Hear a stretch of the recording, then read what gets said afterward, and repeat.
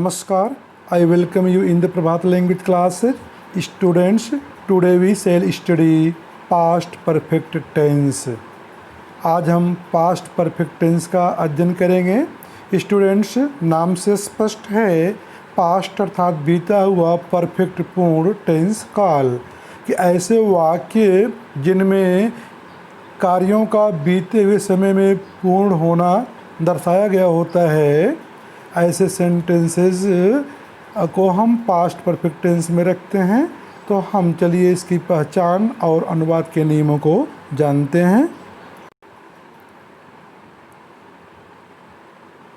Students, Hindi वाक्यों के अंत में चुका था, चुकी थी, चुके थे अथवा या था, ई थी, ए थे आता है। जैसे वह जा चुका था। अभी इसको कहें वह चला गया था, अर्थात या था या।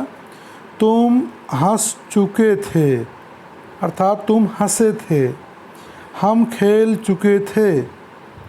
तो इन सेंटेंसेस में आप देखें कि अंत में चुका था, चुके थे आया है, या ये भी कहें जैसे कि हम चले गए थे, हम चले गए थे। तो यहाँ गए थे अर्थात अंत में ये थे आया। तो ये तो रहा हिंदी में पहचान। इसमें होता क्या है कि बीते समय में कार्य के हो जाने, कंप्लीट होने का भाव होता है कि कोई बीता हुआ समय जो कि एक्सप्रेस्ड या अंडरस्टूड हो, उसके पूर्व कार्य पूर्ण हो जाने का भाव रहता है। चलिए इसके अनुवाद के नियमों को हम आप देखते हैं कि अनुवाद के नियम ये हैं कि हम आप जान ही रहे हैं कि अफर्मेटिव, निगेटिव, इंट्रागेटिव तीन सेंटेंसेस को ध्यान में रखते हुए अनुवाद के नियमों को हम देख रहे हैं। अफर्मेटिव सेंटेंस, देखिए सेंटेंस के जो टाइप्स होते हैं वो एक सेपरेट वीडियो में आपको पहले बताया जा चुका है। आप न देखे हो तो देख लीजिएगा। अफर्मेटिव सेंटेंसेस का अनुवाद कैसे होता है? सबसे पहले हम सब्जेक्ट लिखते हैं, उसके बाद कर्ता कोई भी हो, कोई भी सब्जेक्ट हो, सबके साथ हेल्पिंग वर्ब हाइड लगता है, और उसके बाद वर्ब ईएन फॉर्म अर्थात थर्ड फॉर्म अर्थात पास्ट पार्टिसिपल फॉर्म का लगता है, और फिर ऑब्जेक्ट लगता है। तो स्टूडेंट्स, वर्ब का जो थर्ड फॉर्म होता है, इसको आप पढ़े ही होंगे, देखे होंगे। इसके लिए एक सेपरेट वीडियो वर्ब फॉर्म्स करके भेजा गया है, उसे आप न देखे हों देख लीजिएगा। और जब प्रेजेंट परफेक्ट टेंस पढ़ा जा रहा था तो उसमें भी क्रियाओं के तीनों फॉर्म्स की एक लिस्ट दी गई थी, जिसमें हिंदी प्रोनाउंसिएशन और मीनिंग के साथ दी गई है वहाँ पर। तो आप वहाँ देख लीजिएगा, हम नहीं समझते हैं कि पुनः यहाँ बताने की ज़रूरत है। अगर इसका निगेटिव बनता है स्टूडेंट, सबसे पहले सब्जेक्ट लिखते हैं, फिर हेल्पिंग वर्ब हैड लिखते हैं, नॉट लिखते हैं, जैसा कि सभी निगेटिव में बताया गया कि सहायक क्रिया के बाद नॉट लिखा जाता है। फिर वर्ब ईएन फॉर्म में लिखते हैं अर्थात थर्ड फॉर्म में, और लास्ट में सब्जेक्ट इत्यादि लिखते हैं। अब स्टूडेंट्स, जैसे यहाँ एग्जाम्पल में देख लें, he had not drunk milk, ये निगेटिव है किसका? ही हैड ड्रिंक मिल्क का। फिर स्टूडेंट्स देखें, अगर इसका इंट्रोगेटिव बनाना हुआ तो कैसे बनेगा? इंट्रोगेटिव बनाने के लिए हमें ये देखना पड़ेगा कि इंट्रोगेटिव कौन से प्रकार का है, वर्बल क्वेश्चन है या WH टाइप क्वेश्चन है। वर्बल क्वेश्चन का मतलब ये है कि जिनके एक्सपेक्टेड आंसर यस या नो में होते हैं, वो हेल्पिंग वर्ब से शुरू होते हैं, और जिनके एक्सपेक्टेड आंसर यस या नो नहीं होते हैं, वे WH वर्ड से शुरू होते हैं, क्वेश्चन वर्ड से शुरू होते हैं। तो यहाँ ध्यान देने की बात है, अगर क्वेश्चन वर्ड से शुरू होने वाला आपका सेंटेंस है तो सबसे पहले क्वेश्चन वर्ड को लिखेंगे, उसके बाद हेल्पिंग वर्ब हाइड लिखेंगे, फिर सब्जेक्ट लिखेंगे। अगर वो इंट्रोगेटिव निगेटिव है तो सब्जेक्ट के बाद नॉट लिखेंगे, फिर वर्ब थर्ड फॉर्म में लिखेंगे, और लास्ट में ऑब्जेक्ट लिखेंगे। अब स्टूडेंट्स इंट्रोगेटिव के जो एग्जाम्पल्स हैं यहाँ देखें कौन कौन से हैं कि क्या वह दूध पी चुका था, हैड ही ड्रंक मिल्क। आप यहाँ देख रहे हैं यस नो टाइप क्वेश्चन है जिसका उत्तर हाँ या नहीं मिलेगा, लेकिन अभी ये पूछा जाए कि वह दूध क्यों पी चुका था, तो यहाँ पर यस नो में उत्तर नहीं मिलेगा, इसलिए क्यों की अंग्रेजी लिखनी पड़ी, why had he drunk milk. अगर इसी का निगेटिव होता कि वह दूध क्यों नहीं पी चुका था, तो होगा why had he not drunk milk. आप यहाँ देख रहे हैं कि नॉट सब्जेक्ट के बाद नॉट लगा हुआ है, लेकिन अगर नॉट को कंट्रैक्टेड फॉर्म में लिखा जाएगा, शॉर्ट फॉर्म में लिखा जाएगा, तो वह हेल्पिंग वर्ब से लगा रहेगा। इसको मैं आपको बराबर बताते जा रहा हूँ, why hadn't he drunk milk. तो स्टूडेंट्स ये रहा नियम how to translate Hindi sentences into English of this tense. अब हम पहुंचते हैं इस टेंस के कुछ जो यूजेज हैं कि किन स्थितियों में इस टेंस का प्रयोग होता है, उस पर पहुंचते हैं स्टूडेंट्स। तो इस पर पहुँचें, सबसे पहली बात इसमें ये बताना है, कहना है कि पास्ट परफेक्ट टेंस जो होता है वो पास्ट ऑफ द पास्ट होता है, ये अतीत का अतीत होता है। मतलब बीता हुआ कोई समय होता है, चाहे वह कहा जाए या समझा जाए, उसके पूर्व में हुए कार्यों को यह दर्शाता है।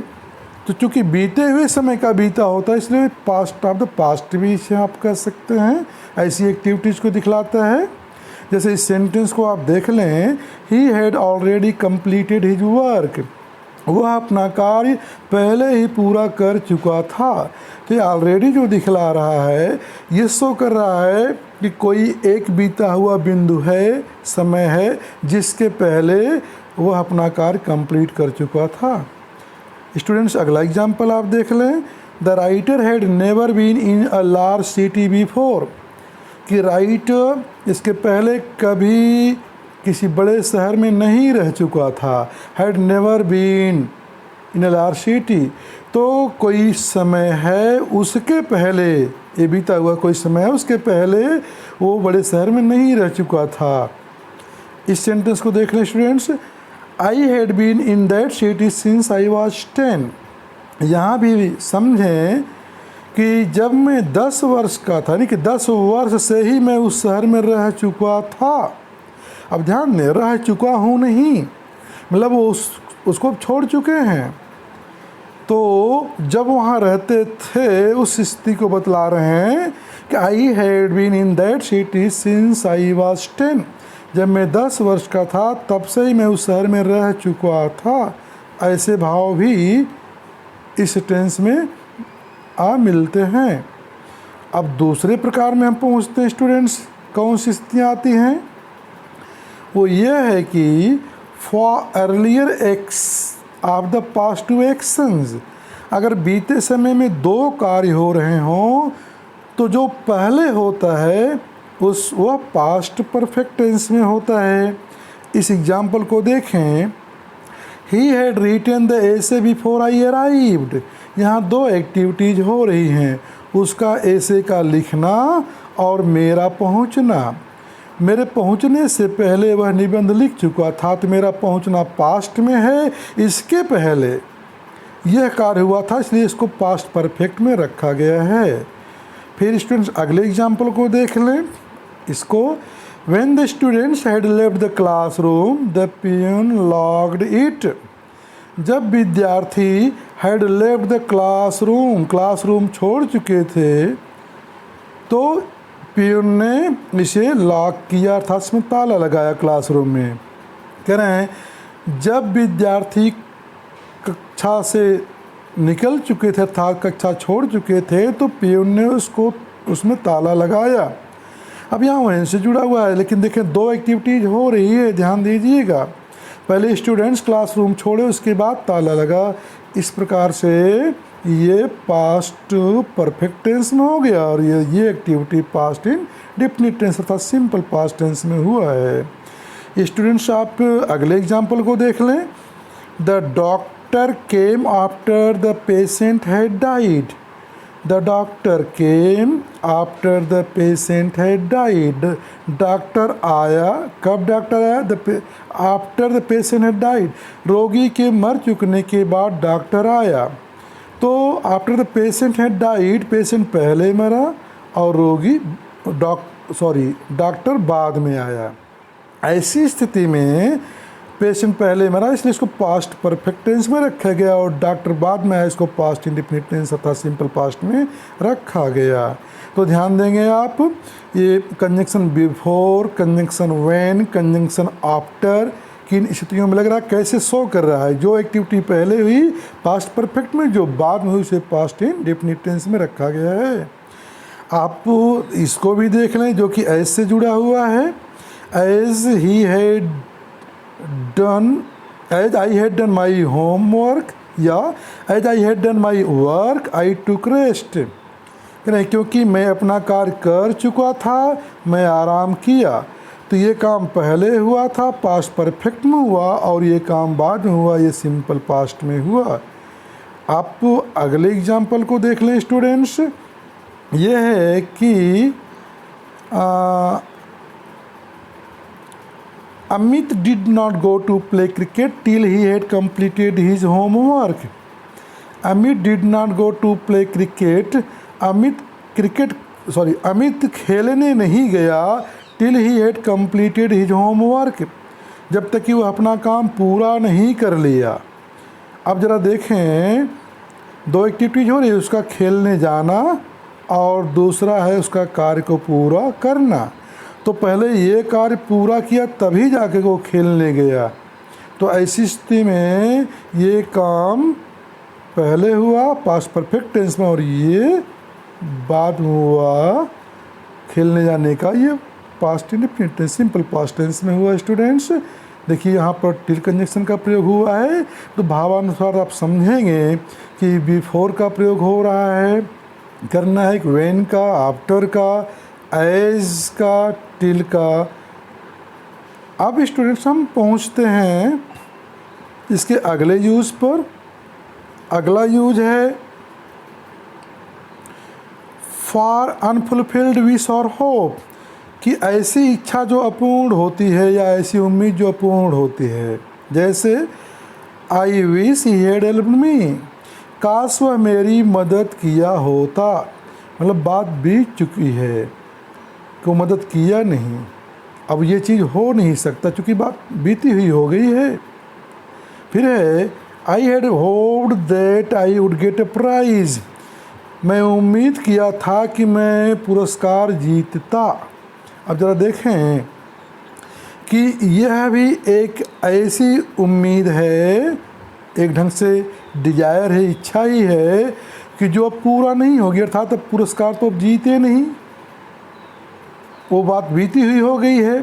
तो I had hoped that I would get a price, कि मैं उम्मीद किया था कि मैं एक पुरस्कार पाता।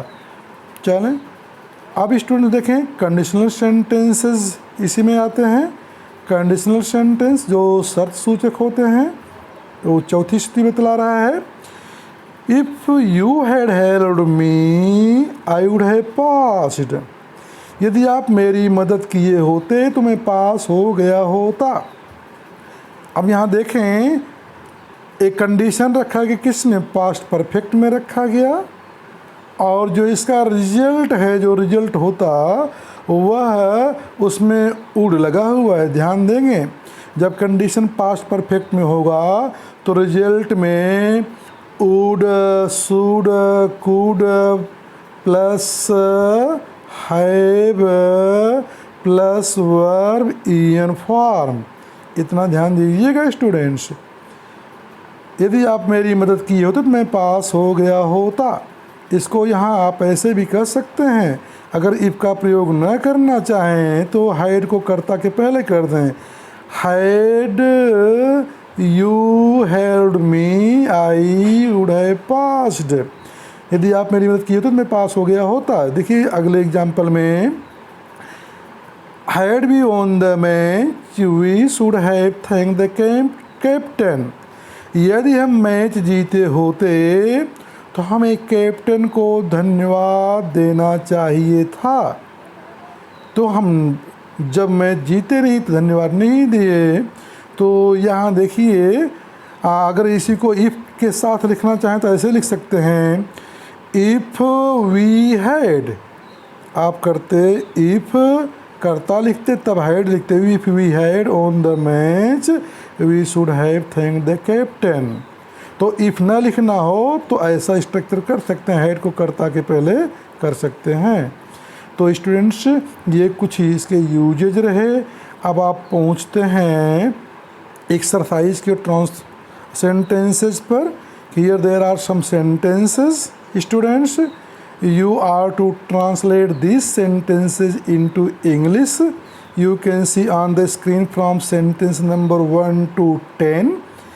1 से लेकर के 10 वाक्य आप यहाँ देख सकते हैं। You are to translate these sentences into English. Then you can see sentence number from 11 to 20. Translate these sentences also. And you should practice translating more sentences from different books. And first you should make Hindi sentences that you should try to translate them into English. If you have any suggestion or question, please write in the comment box. Thanks for watching the video.